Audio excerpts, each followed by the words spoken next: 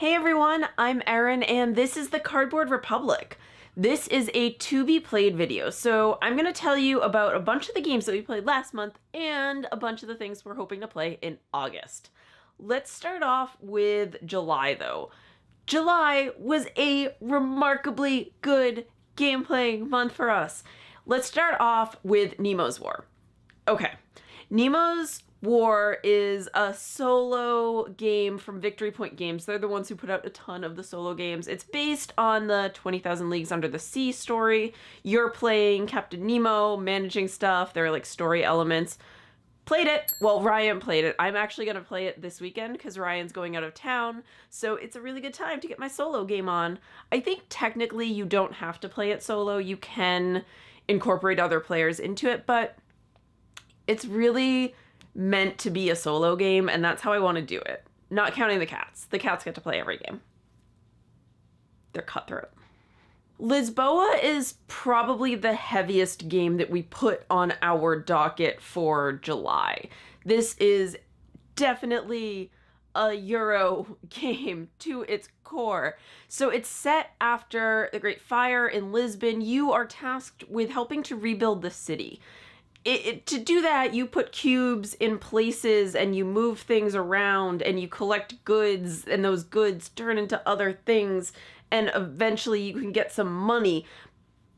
But ultimately, what you're trying to do is get the most wigs. Victory points in this game are wigs, which is fantastic. And as soon as our group learned that, we were 100% more dedicated. This was really fun. We played it. It definitely took a while, but even though the game lasted a few hours, one, it was the first time any of us had played. So, tack on some like beginner's time anyway. But two, it didn't feel that long. Even when people were taking, Ryan, really long turns, it didn't feel like the game itself was stalling. There was just so much to look at and so much to do and think about all the time that it kept us engaged even during the long downtimes between our turns. So I think that, with a couple more plays, that would actually speed up a lot. But even as a totally new player, it was really fun. Macroscope is sort of the opposite end of the intensity spectrum from Lisboa. So Macroscope is a clever little game where you have these line drawings of objects beneath a cardboard screen with different cutouts. And on your turn, you pull away 1 to 2 cutouts, getting, a little picture of the bigger picture below. You have to try to guess what that bigger picture is. This game is really aimed at kids, I would say. Like, if you're 8, this might be a lot of fun and challenging. We played it and we could see the charm in it, but, for 3, 30-year-olds, it just not super enthralling. But you know what? It wasn't that long and it was cute. So I would say good kids game, maybe a good drinking game, maybe not a good game night game. Time Stories Expedition Endurance is the Time Stories that I've been waiting for because it's about a boat in the Arctic and as we've been over, totally my jam. Okay, so this was one of the first Time Stories expansions to come out significantly after the first parts of the game. So you can see how in Expedition Endurance, the developers had incorporated some of the feedback they got from earlier expansions. So for instance, the first run you go through, the first playthrough, not to spoil anything, but ends up being a little bit shorter than maybe you're used to. And that's to teach you how to play the game without having to go through a whole long run to do it. And so that's definitely something that has been improved upon from previous versions. I really liked that. I think that ultimately Time Stories is going to be one of those games that I wish I loved more because it has everything that I love, but the mechanic of constantly going back and doing things over and over and over again just whew, I can't do it. I get like aggressively bored. Like I get angry. I get so bored with it. So Expedition Endurance definitely has that aspect to it. That's just part of Time Stories. And not everyone feels this way. Some people love it. Some people think of it as, you know, iterating and perfecting their run. And that's really cool. But for me, I'm just like, we've done this already. Let's play a different game. Still, I loved it.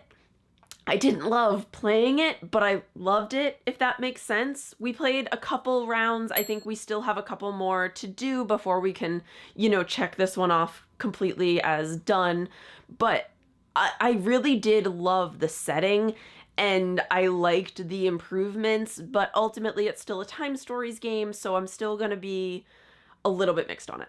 Our replay game for July, so that's a game, you know, we've played before that we want to get to the table again, was Hanabi. We figured fireworks was fitting because it was the 4th of July, Independence Day in America, and there were fireworks everywhere. Of course, we didn't end up playing this until like the very end of the month, but you know what? Still counts. We played it. I had forgotten how incredibly difficult this game is, especially with any new players. We ran into so many situations where the intonation of the clue that you give meant more than probably the clue itself. So Hanabi, in case you're not familiar with it, is one of those hidden knowledge card games where the cards in your hand are visible to everyone else, but not to you. So you have to give clues and hints so that other people can guess reasonably what's in their hand and play those cards out. So like you always want to be telling people, I don't even know how to describe how to properly play Hanabi because so much of it is just dependent on who you're playing with and how experienced they are with the game. And if you say you have a red card in your hand, will they know that that's actually a red one and they should play it because red ones are what everyone's looking for? Or will they just think, oh, it's a red card, I should save it for later? You don't know. And so that's something that comes up, I think, in every game of Hanabi, and I had forgotten how difficult and frustrating, but also fun that made the game. Our card pull game for July was Qwixx. That's the little roll and write game that was like a roll and write before roll and writes. So Qwixx, you roll some dice and you cross off numbers. Okay, that's all you need to know. We played it. It's always one of those games that is like fun, but also completely meaningless. So it's definitely not my thing. I prefer my games to be a little bit meatier. And if I'm in a space where Qwixx is like the kind of game that everyone's feeling up for, I'm probably gonna rather just not play games and just chat or make some food or something like that. But Qwixx is a very light, very social game, so we played it and it was fun. So yes, I think for one of the first times ever, that is 6 out of 6. We played all of the games that we set out to play in July. Plus we played some other stuff too. July, like I said, was such a great gaming month for us. I hope that August will be the same. So let's look at what we have coming up. August is Gen Con month for us, so we tried to keep that in mind as we were planning out what to play. We mixed in a lot of shorter games, especially smaller games that we could maybe pack and bring with us, with 1 or 2 longer ones for us to play when we get home. Okay, let's get right into our plans though. Our game of the month for August is Escape Room in a Box: The Werewolf Experiment. This is one that we played for a preview a long time ago. And, you know, it's an escape room in a box, so that's cool. I really like those. But it is also a lot more tactile than most of them, so there are things you physically have to do. Like, untangling things and taking things apart and discovering clues that a lot of the other escape room boxes out there don't have. A lot of them use little bits of paper, little cards to symbolize puzzles, to have written puzzles. This one has like actual physical puzzles, which was so much fun. It was also one of the more challenging ones we've done without veering into that territory where it's like just frustrating and you lose faith in the people who designed it. Like this was one where I felt like I could figure it out. I just needed to work pretty hard. So that's definitely on our list, although I don't actually know how we're gonna do that because we already escaped the room. But you know what? We're gonna leave it on our list because at the very least, I'm gonna put it back together and make friends play at our table, and that'll count. Laser Riders is next. This is an 80s themed game about kind of like these cyberspace battles with holographic tracks, and it's the 80s in a game, which is not my particular favorite theme. I'm not so much an 80s kid, but it still is a really cool little clever game where you're laying down these tracks. So the tracks are like these long tiles. Some of them are straight, a lot of them are curved, and trying to hit these spots out on the table. So you have to look at this track that you have in front of you and try to position it just right so that your ship will hit the thing but without hitting the other ships. And it's a lot more difficult than it seems, first of all, and it's also pretty cool, and it's pretty neat to have out on a table, especially in a public area like a convention, because it's one of those games that really grabs people's attention. So Laser Riders is one we're definitely going to be trying. I'm debating whether or not I want to bring it to Gen Con because the box is a little big and I don't really want to mess up the box because the box looks really cool. But either way, maybe we'll just play it here. I'm excited for it. I want to try it again. The last time I tried it, it was still in like prototype form, and now it has these really cool components, and I'm excited. And then there's Herbaceous. So this is a collection building game. You are getting cards in your hand. Whatever, components are fine. Everything's good. This game is really about the art. So Beth Sobel did these beautiful drawings of flowers and herbs, and the game is supposed to be a relaxing experience. It's supposed to be kind of slow-paced and, you know, not super cutthroat. You're supposed to just sit back and enjoy it, and the artwork conveys that beautifully. And so we are bringing this to Gen Con because I get really overwhelmed sometimes with the crowds and the lights and the colors, and just everything is all right there and screaming. So I want to be able to go back to my room and sit there quietly and play like a nice relaxing card game every now and then. I'm gonna count it as self-care. All right, I'm gonna do it. So that's gonna be Herbaceous. I'm excited for it. Spirit Island is one of the only longer games that we have on our list for August. This is the opposite of a colonization game. Basically, you are playing as the island trying to get these colonists to leave you alone. And the whole theme came about as a reflection on colonization in gaming. And I, for one, am really, really tired of games that have you just invading some island or nation or whatever and taking it over and kind of glossing over the fact that that is a thing that has been happening in the real world for years and years and years, and that it has pretty serious side effects. So Spirit Island is a game that tries to make you think about that a little bit. And it's also been kind of a long road in coming. This is another game where we played it way back when it was in prototype form, and now it's like real and in my hands. Well, not right now, but like theoretically. And I just think that's so cool. I am so honored every time we get to see a game that starts off in a prototype and someone shows it to us and you can see in their eyes how excited they are, little designers. And then you get to finally see it, you know, a year or 2 or 3 or whatever later. And it's this finished game in a beautiful box and they're so proud and I'm proud of them.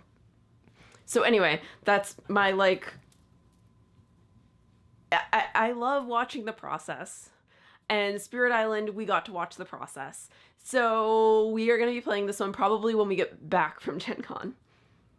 Our replay game is Baseball Highlights 2045. This one, I will admit, not for me. I don't know anything about baseball, and it's basically a baseball simulation game, but like with a twist being that it's in the future. But Ryan really likes this game and Ryan's brothers love this game. So he's going away with them in August and he's going to bring this game and play it again because it's always really fun when you can get a couple people who aren't gamers to find a game that they always want to play. So that is Baseball Highlights 2045 for our family, I guess. And that's fine. And I'm pretty sure it's going to get played a few times over their vacation. And then it's our card pull. So I'm going to shuffle these. Bear with me.